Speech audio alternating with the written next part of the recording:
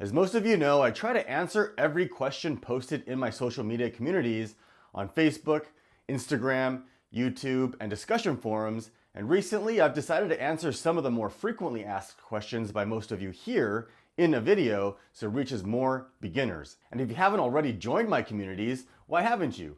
There's tons of valuable content there, as well as other knowledgeable and experienced sellers that help and share their knowledge too. You can find links to all of these communities in the video description below. And while you're at it, smash that like button. It helps with the YouTube algorithm so these videos can reach more people. But before we get started, my name is Crescent. And if this is our first time meeting, welcome to my channel. My passion is sharing tips and strategies on how you can create a successful Amazon FBA private label business. So if you enjoy videos like this, or especially if you've been around my channel, consider subscribing. All right, let's get started.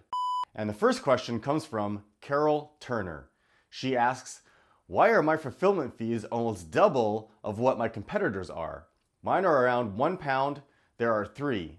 Yes, my Amazon fee is $10 and theirs is 5. Am I missing something? All right, Carol, thanks for your question. If you notice that your fulfillment fees are higher than what you expect or what the other sellers have, then most likely you've entered the wrong size and dimensions for your product.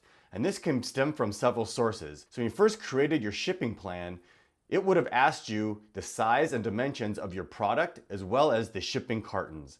A lot of beginners make this mistake and they'll put the product size and weight as the shipping size and weight and the shipping carton size and weight as the product size and weight. So make sure that you've entered that correctly. Now, if that's what you did, that's okay. You can go back and edit the shipping plan to fix it. Or when Amazon receives your inbound shipment, they're actually going to weigh and measure your product anyways to make sure they're charging you the right fees. You can also contact seller support and request a remeasurement of your units. You can also jump into Seller Central and edit your product listing and change the size and weight dimensions there. So for example, if you log into Seller Central and you click on edit, and then if you go to more details, you can see that there's the weight here. And if you scroll all the way to the bottom, you can set the item dimensions and package dimensions here. Now, if the fees are still not what you expect them to be, I would contact Seller Central. And next, we have Denny Satiadi. Hi, Crescent. Thank you for your videos. Well, you're welcome. I have a question regarding your price versus sale price. For example, if your price is at $40 today and I set the price to $30, will Amazon take their fulfillment fees from the sale price or the your price? Thanks in advance. Well, thanks, Denny. I appreciate your feedback and I'm glad you find value in the videos. Now, what I assume you're asking is the fee preview field that you see in Seller Central. So for example, if we jump into my Seller Central, you can see that the fee preview for this product is $10.33.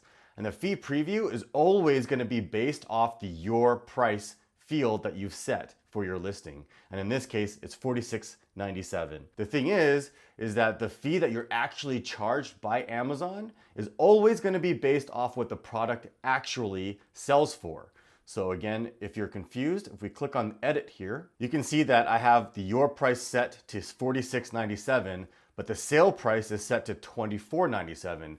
So when this product actually sells, the buyer is charged $24.97, so the fee is based off the $24.97 sale price. This also includes if you do any promos and giveaways, the discounted price is what the fee is going to be based off of.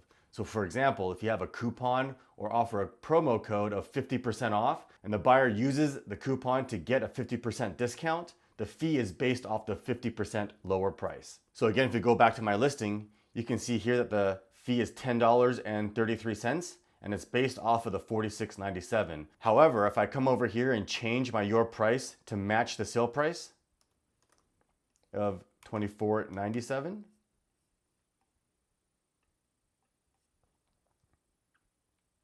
you can see that when we go back to the main page, that the price is changed to $24.97 and the fee is no longer $10, it's now $7.03. Okay, so as you can see, the fee preview is always based off of the your price field. So it doesn't always reflect accurately because what you're actually charged is based off of what the item actually sells for. Ahem Reed asks, hi everyone, I am running now an automatic campaign and I have noticed that the ad report that some customers searched with different ASINs and my product showed up to them. How can this happen? Or does it show to them in the related sponsored product area? Thanks in advance. All right, Ahim, thanks for your question. So this only occurs if you're running an automatic pay-per-click campaign. The automatic PPC algorithm will always try to display your ads where it thinks it will have the best chance of a conversion. So sometimes it'll display your ads under another seller's product listing. And in those cases, a buyer didn't see your ad based off a keyword search phrase. They found your ad because it was listed under another product listing. And these types of clicks will show up in your PPC reports as the ASIN of the product listing that your ad showed under. And I showed an example of a PPC automatic campaign for those that don't know that I found off Google. I can't actually show you one of my reports because it's going to show you all the ASINs of my competitors. So here's one off of Google that shows you the report with the ASINs listed there. So these ASINs are product listings where your ad is displayed and someone clicked on that ad. And next we have Harleen Gupta. Hi all. I'm looking for a way to get the emails of customers who are ordering my product.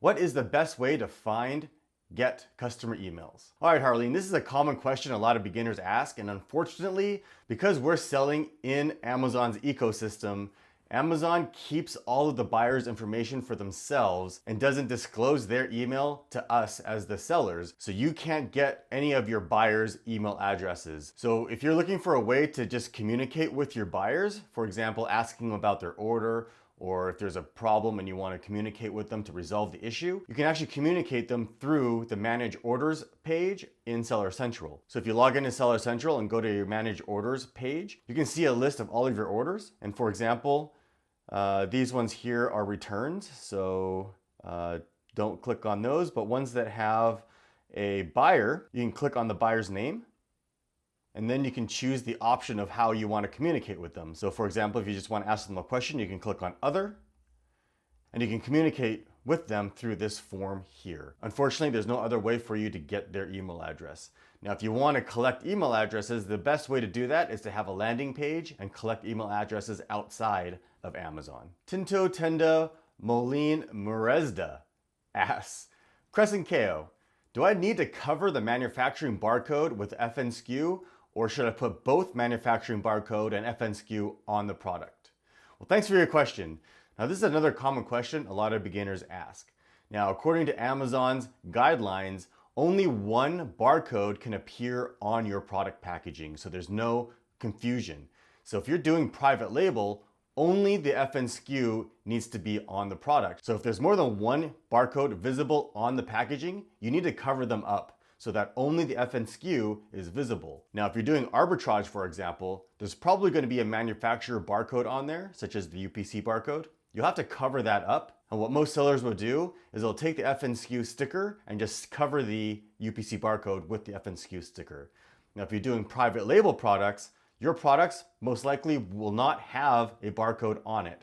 So in that case, you'll just need to either incorporate the FNSKU barcode into the product package design, and it'll be printed directly onto the product packaging, or you can have it as a sticker and have it stickered onto the product. Now, a pro tip here is if you plan to sell outside of Amazon, such as in retail and on Amazon through FBA, then what you can do to save some money is actually have the UPC barcode printed on the product package design, and then use a sticker for the FNSKU to cover that UPC barcode. So that way you don't need to have two separate product package designs, which can cost you more money. You can just put the FNSKU sticker on the product packaging to cover up the UPC barcode for the units that you're sending into Amazon.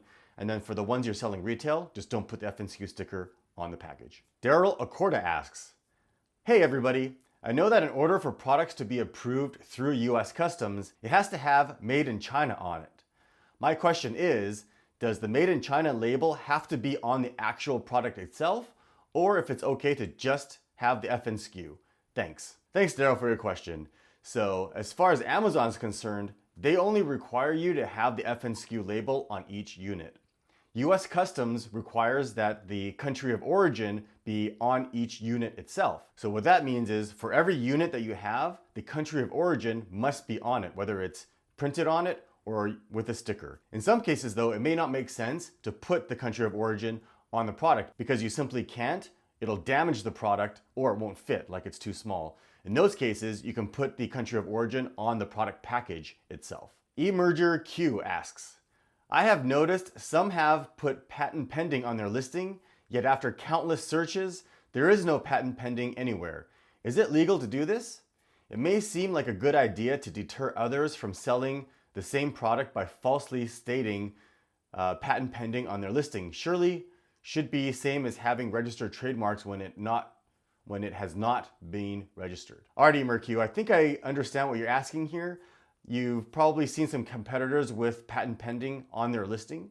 And in those cases, I would take it as face value and avoid products like this because they can get approval for their patent at any time and you'll be stuck with this inventory that you can't sell. So I always recommend avoiding patented or patent pending products.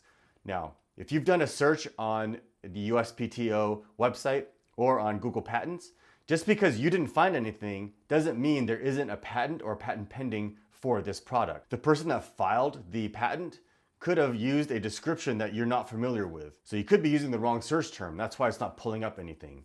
That's why if you do want to pursue this product, you should hire a patent attorney to do a thorough search for you.